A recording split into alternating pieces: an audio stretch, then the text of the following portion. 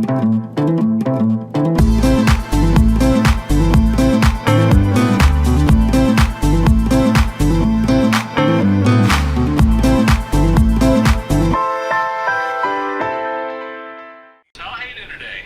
ora, Hayden, and kia ora to everyone else in the rest of the world. It's me, Chantal Napa, coming to you from Rarotonga, the Cook Islands. Today we have Lady Tuaine Marsters with us.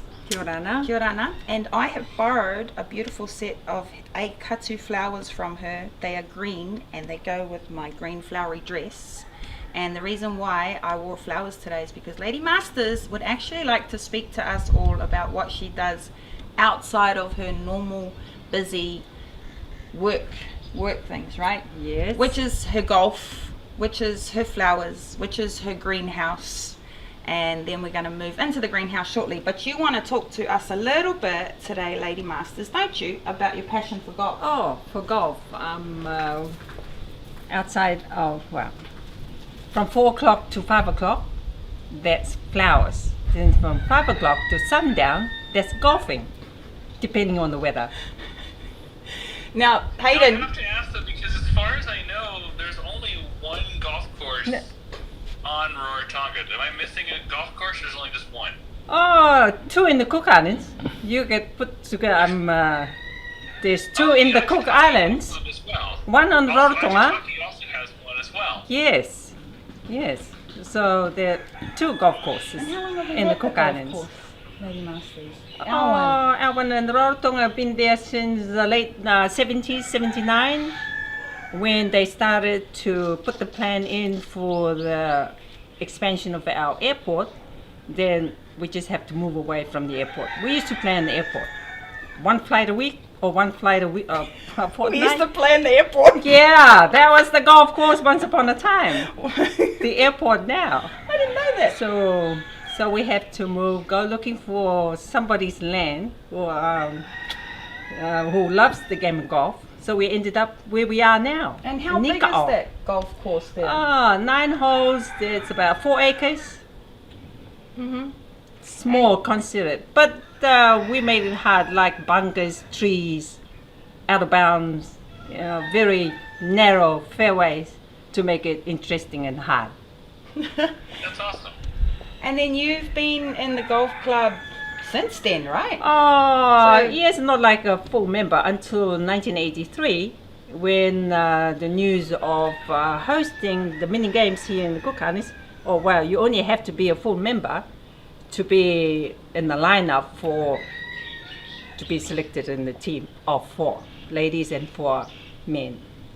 And so when we actually booked this, Hayden, let's move towards your greenhouse, Lady Marsters. I'll follow you.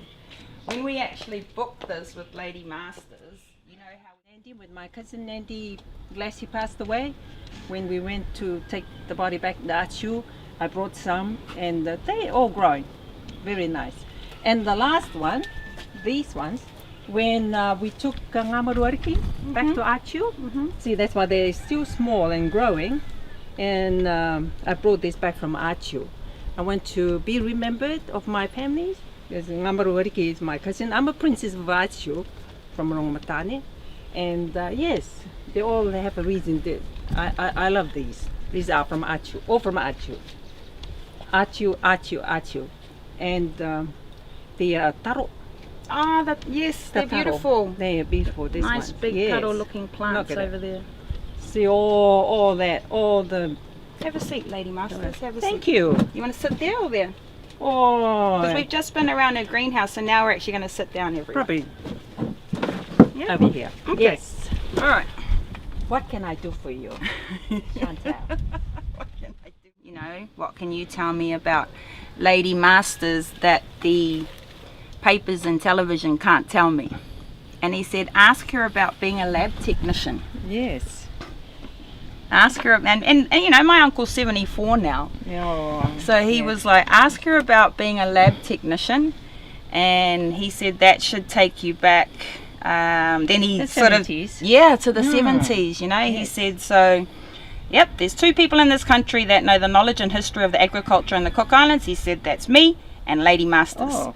And then I was thinking that would explain why your extraordinary greenhouse that you have here and your love for agriculture. I do. Well, I think I was at the right place at the right time. Back in the 70s, you know, scholarship is very rare, and I was one of those who was chosen for scholarship. But then I didn't want to go to study anymore. I just want to go to Tahiti because my brother had a dance team. I want to dance. I want to go with him to Tahiti. And then my mother and my father went, you know, want to strangle my neck. You know, you're supposed to go to school. You know, there's other people who are wanting to go on scholarship, and you go to Tahiti. I said no. And there's my brother saying, yeah, come, leave. Who wants to go to school? So we ended up in Tahiti for 6 months, learning parler français, and then came back from Tahiti, from the good times in Tahiti. And Island Foods was then the only factory, juicing factory on the island, because oranges, That was the pineapples. 80s. No, that was Before. 70s. 70s. Or before, the late 60s. Oh, Late 60s, mid 60s. Okay, by the- Oranges sorry. was just... it's just when it I was just remember when I was born. booming. Yeah, you weren't born then. No, I wasn't born then. You weren't born then. Yeah, mid 60s, or early 60s. You know, oranges was the thing. Well, everybody was just producing oranges and exporting. And all the rejects, you know, not the nice, even colored oranges, was passed on to Island Foods. And who owned Island Foods? The Baker brothers from Dunedin. So I came back, and there was a need for a lab technician at Island Foods. And my father, being a policeman, he said, oh, you're going to work. I said, work where? At the Island Foods. I mean, in those days, you're not supposed to answer back to your parents. You're supposed to say, thank you. Okay, when can I start? You know, and with my mother there, you know, no, you're going to work. You're not staying home. So I ended up with the Baker brothers. They were here because they make a trip to the Cook Islands twice a year. Twice a year to check on the oranges, then to check on the pineapples, and I was there. And then that's when it started. And I worked at them. They said, oh no, we need you to go to Otago to further your studies as a lab technician. So while I was working there, I used to check on the soil here in the Cook Islands to see, because I know all the fruits from Waimaanga right to Matavera. Oh, it's so sweet. You can compare the fruits in Matavera, I mean, from Waimaanga to Matavera, to the fruits here in Ararangi in town. You know, the taste is different. And then we have to go and check on the soil, the composition of the soil to see the difference. And Ararangi is so thin because it's all clay. The topsoil is so thin, and I can be corrected by our experts now. But that is why the composition of the soil from Waimaanga to Matavera is different. The clay is right down the bottom, and there's other. I mean, hey, let's not be a scientist. Yeah, and also you're taking your memory back to the Oh, 70s. yes, so I I enjoyed appreciate that this so much. You're taking your... And I used to fly to Dunedin because everybody at agriculture know me.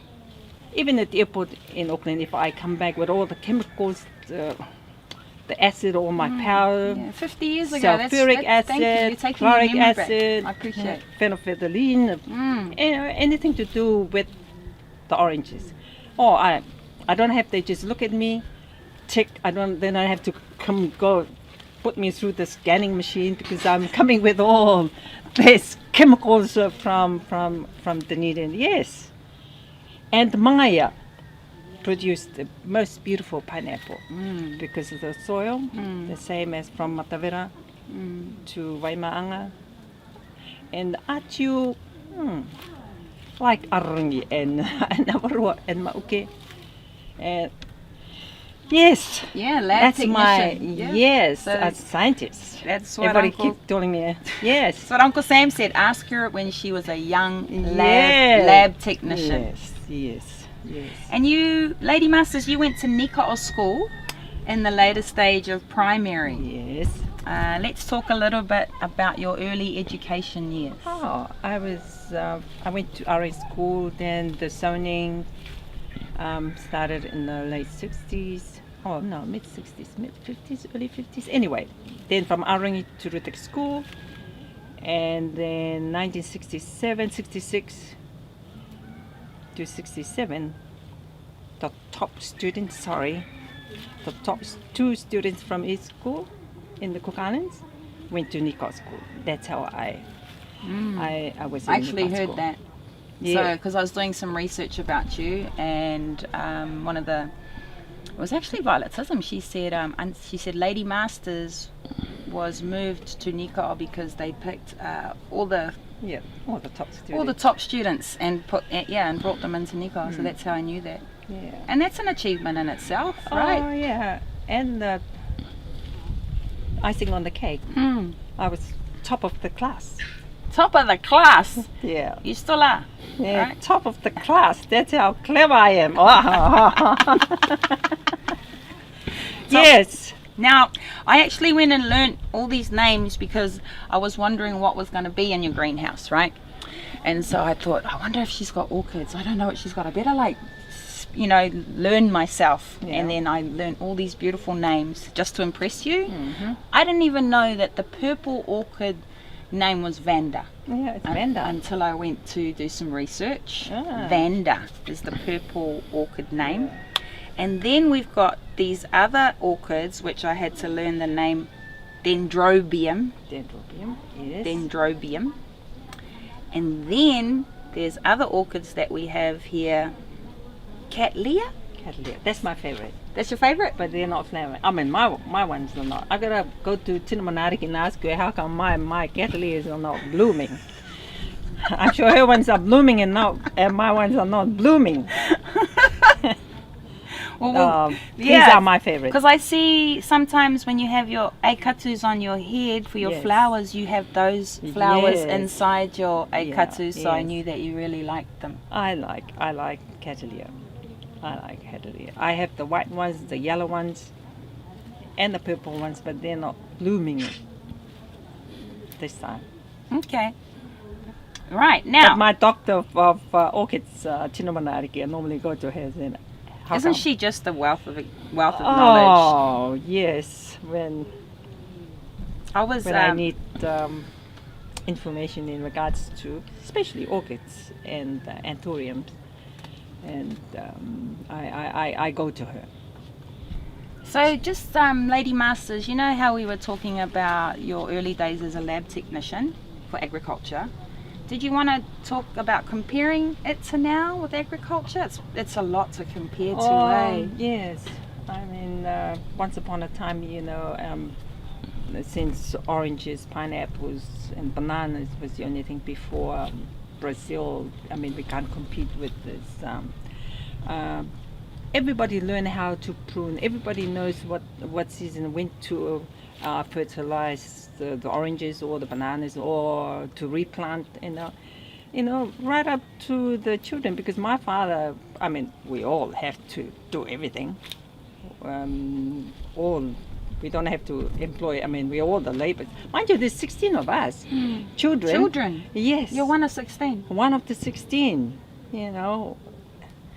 It's a busy household. Oh, so busy and joy, and nobody fight, when you say it's your turn to do the dishes, nobody asks how come it's me.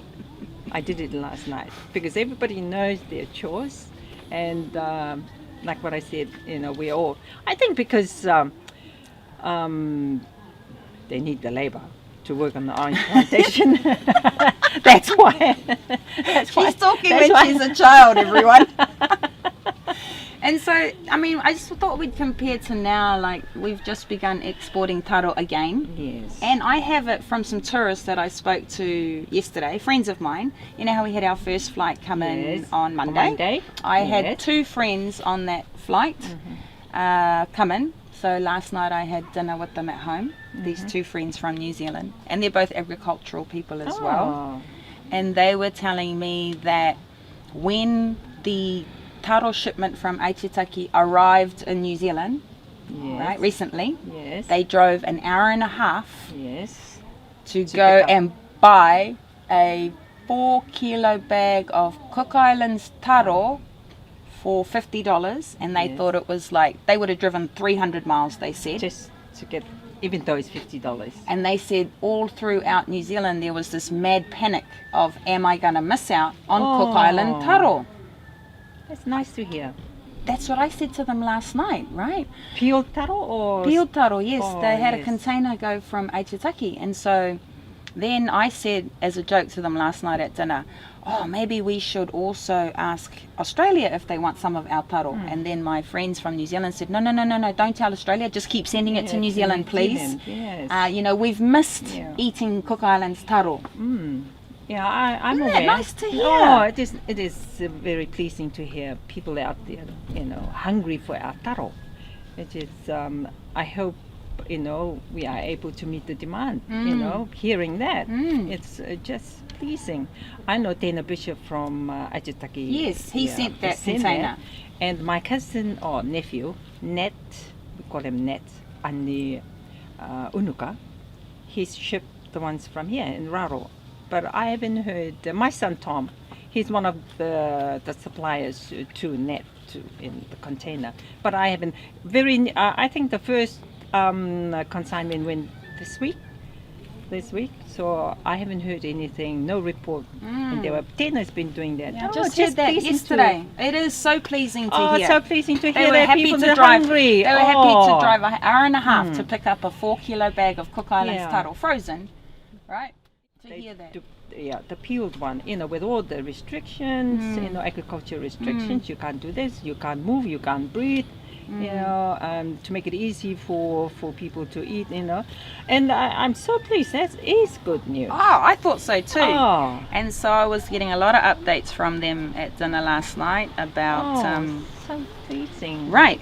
Now, in your office, you have certificates of achievements in different areas. My assistant and cousin Tuaine Wichman told me, right, of what you have on the walls. And this is what I wrote at the top of my notes when, you know, she was telling me about all these certificates. I wrote very accomplished because, I mean, Lady Marsters, there's a degree, a Bachelor of Law from Waikato University, 2009. There's a photo of you and your husband, Sir Tom Marsters, with William and Kate. I don't need to tell the world who William and Kate are in England. There's a photo of you and your husband with them. That was taken in Belgium. In Belgium. Can you just tell me about that? I mean, William and Kate, you've met. Yes. Actually, you know, for the first time, the bodyguard, because I have my shell A on me, and then the because I knew there's no way you can go close to the prince and princess. We were just talking about William and Kate of the royal family, and you met them in Belgium, and you had a shell necklace A on. Yeah, I had my shell necklace. We were before? I mean, how you should ask. How did you meet? How come you in Belgium? Oh, well, they were their commemoration of those who went to war. That was 1914, 2024. How many years is that? 100. Yeah, 100 years. Yes. After war. Wow. Yes. So, and because one of our Cook Islanders died on the front in Belgium soil, so they invited us, the head of state of the Cook Islands, to be there, you know, to join them in commemoration of those who gave their life for the sake of peace for the world. So we were there and wine and dine with Prince William and the princess. Yes, and the bodyguard came up to me and said, "Oh, do you mind, you know, for the prince and the princess to have a photo taken with you?" I mean, hey, I nearly dropped and died. You know, it should be the other way around, you know. I've been You finding, requesting. I was looking for somebody to go and ask for, for a photo to be taken. Anyway, I said, gladly, I'm honored. What a privilege, what a chance for me to be standing next to the prince and the princess. So he went and they walked up to us. Said, thank you for traveling all this way. Yeah, Yes, traveling and plus, and then she says, "Oh, I noticed your shell on you." Or because we were warned. You can't just take anything off. And I really wanted to say, I want to give this for to you. Yeah, for you. Yes. But you can't. She was saying, Your shell necklace. Yeah, I was saying to Tom, I was hoping, she said, can I have it? Of course she won't say, can I have it? But it was so pleasing. Which would be so unique, because they're looking at jewellery on everybody and they can see all of your shell jewellery, which is very unique to the Pacific. Shell earrings, shell necklaces, shell everything rings, is shell. Everything's shell. So and probably because of my tab dress on me. Yes, that's right. and your Polynesian attire. Yeah. Yep. And then so we can pretty much let people know with our attire where we're from before meeting them. It's noticeable. Yeah, with our flowers without us, and our patterns on our dress wear. Yeah, I had my headache, but the dress code for the night was hats. To dine with the prince and princess and the queen of Belgium. And so, what else I noticed is that on top of all of these things, Lady Marsters, you have an accounting degree from Massey University. Yes. I mean, that's, and then you've got a postgraduate diploma in international affairs from the University of the South Pacific. Oh, yes, my accounting, you see, at the right place at the right time. And when I was at Island Foods, when I was a lab technician or scientist, our University of the South Pacific opened, and since it was, what's his name? Neville Pearson? Yes. He was, I think he was the first director, and plus he was married to an Atuan. They were looking for students to just, because my father is Atuan, and then his wife Atuan to my father, then to me. Can you go and do some studies? They want people to go to. I said, here we go again. Here we go again. I'm being sent somewhere else. Here we go Fantastic. again. No, because they opened the University of the South Pacific here in the So we were, I was one of those students who just went there to take present. And who sponsors that at the time? Your studies with USP? Yourself. You. And I'm sure it was 50% government and 50%. Oh, my father was paying for that. That's great. He wanted, And 50% government is what I mean. It's like, we're so and thankful my father for... was paying. Yeah, then that's where I started my accounting. Then Pokoina Tommy, he was the top man in the revenue then. I think he was doing his masters at the USB as well, or masters or something. I don't know about his degree. Anyway, when he finished with inner revenue, then he said to me, I was still a scientist, and he said to me, why don't we start our little accounting firm? I said, my father will kill me, hang on.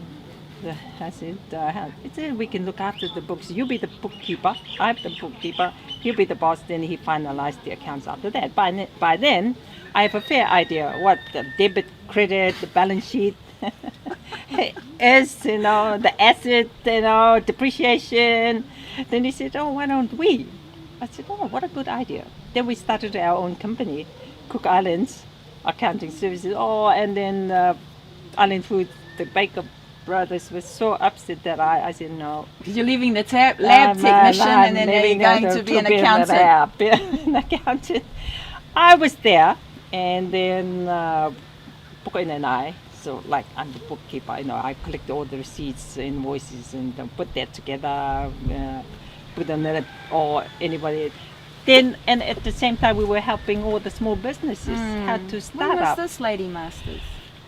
Approximately. Oh, 76, 77, 78.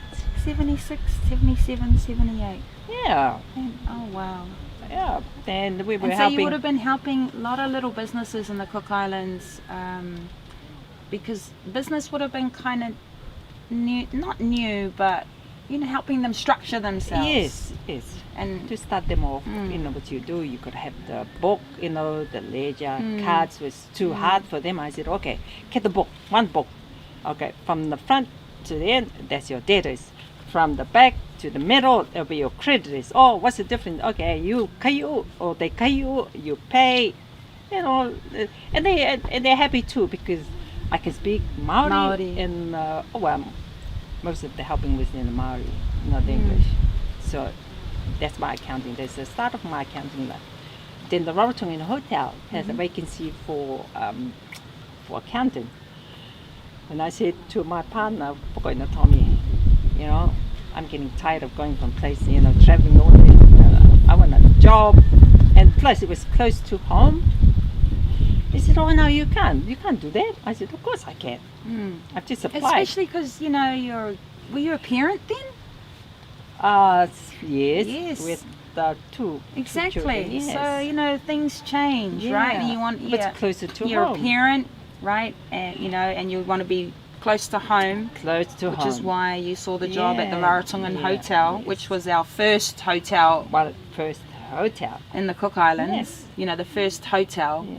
And so you just wanted a stable income and you could So I was there in 1983 as the accountant for the accountant hotel. for the hotel, for the Rarotongan. Yes, for the Rarotongan Hotel. Wow. I didn't know that. See, I love it. I learned lots of things. I Yes. learned lots of things. So I was with the Rarotongan Hotel. That's why I was, you know, when I...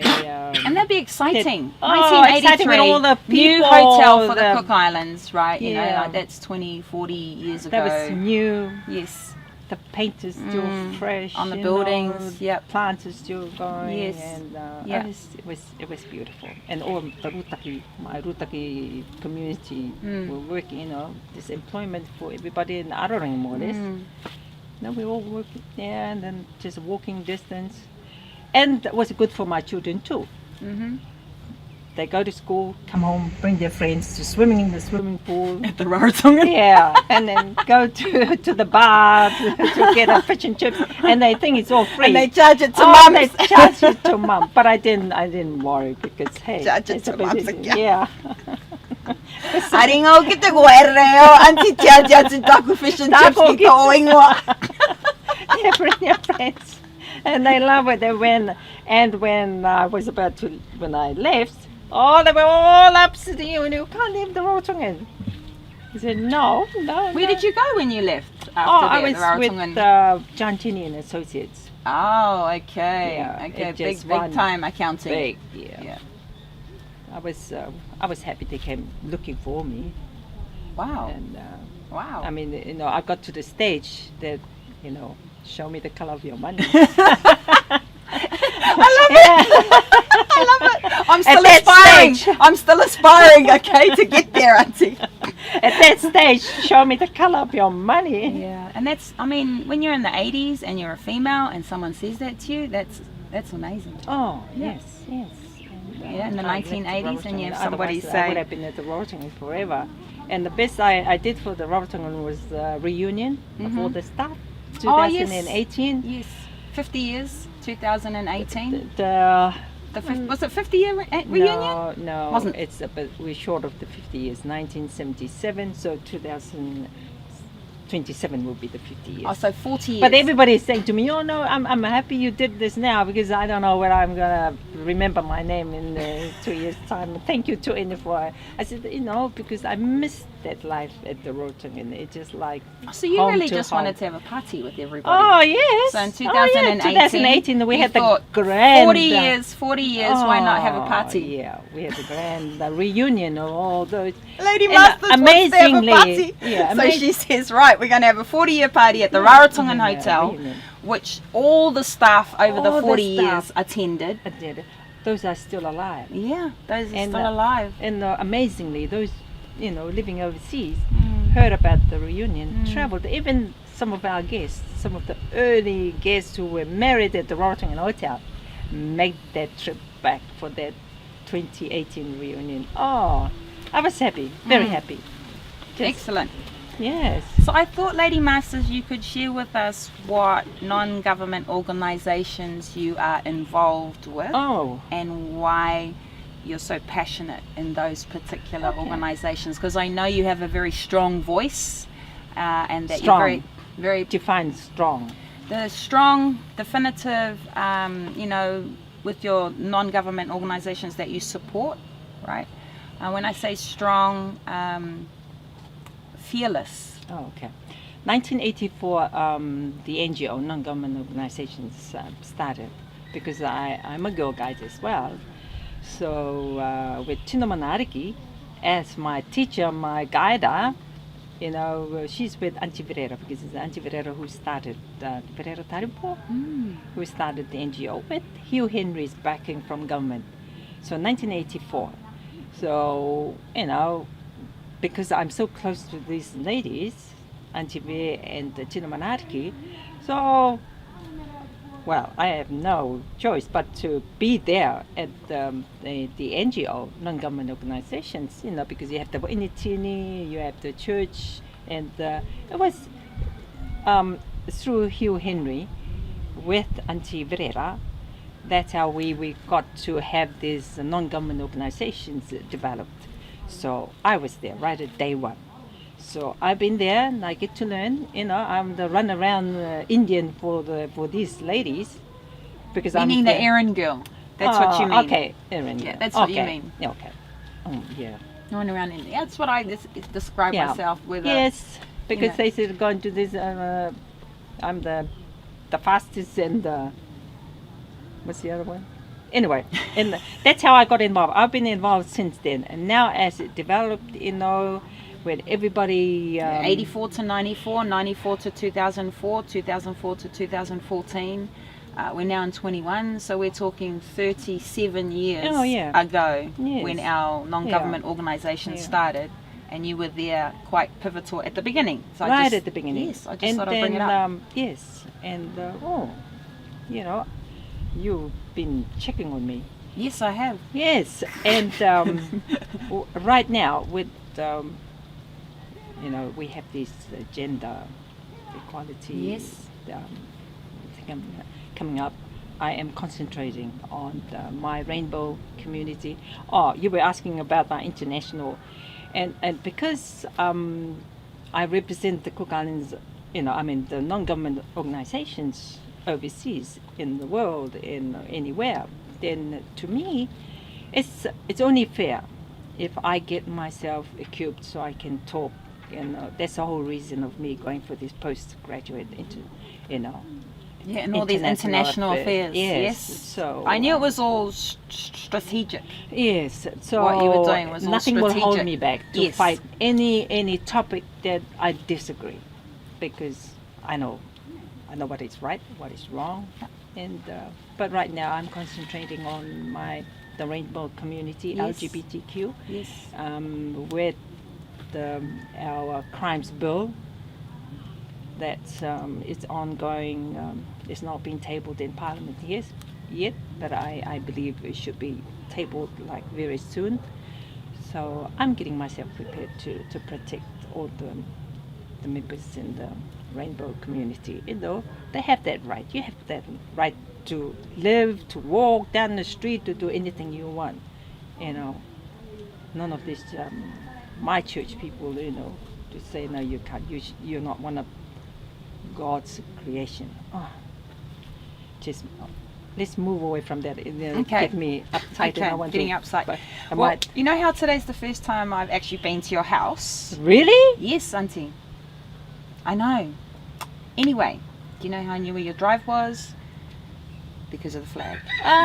You saw my rainbow flag. You better, you take a picture of my rainbow. So I actually drove down, and I knew I knew the vicinity, and I knew the street, right? And then you are next door. And I know. It's even sounds worse. I am next door. I know. Just across. And then there were these aronga anganga e runga te matara. Tamat matara. Tamat te matara, tabua motoka. Ui tuko Yeah, tia te kianga or Lady Marsters. Ka me rato I reira, ere kiuta. I said, thank you. So I drive, kiuta. And then Ano goes, Tenai, there's the flag there, the rainbow flag. Yes. So, all right, so let's move on. That's let's my move rainbow on. flag over there, and the wind, our strong wind, Yes. been hard on my flag. See, the edges ripped off, but I need that flag replaced.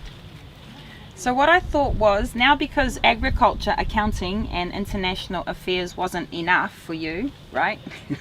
When you go to Waikato What else University. have you checked on me? What else is my job to research and research. That's my job, and I love it. And thank you so much. You went to Waikato University. You graduated with a law degree, Yes. right? I mean, Yes. like I said, agriculture wasn't accounting, no, international affairs, right? Waikato University. You got a law degree. Was your I needed a backup to my right and wrong. Yes. So I need a law degree. So I'm ready for that crimes bill when it gets tabled in Parliament. Fantastic. Was your decision to undergo law studies also influenced by your family business that you're currently in at Order Partners? Yes, mostly by the business trust company, because already I'm doing the accounts, and then plus my poor brother, he needs a left hand Nice. to help him with the company. So.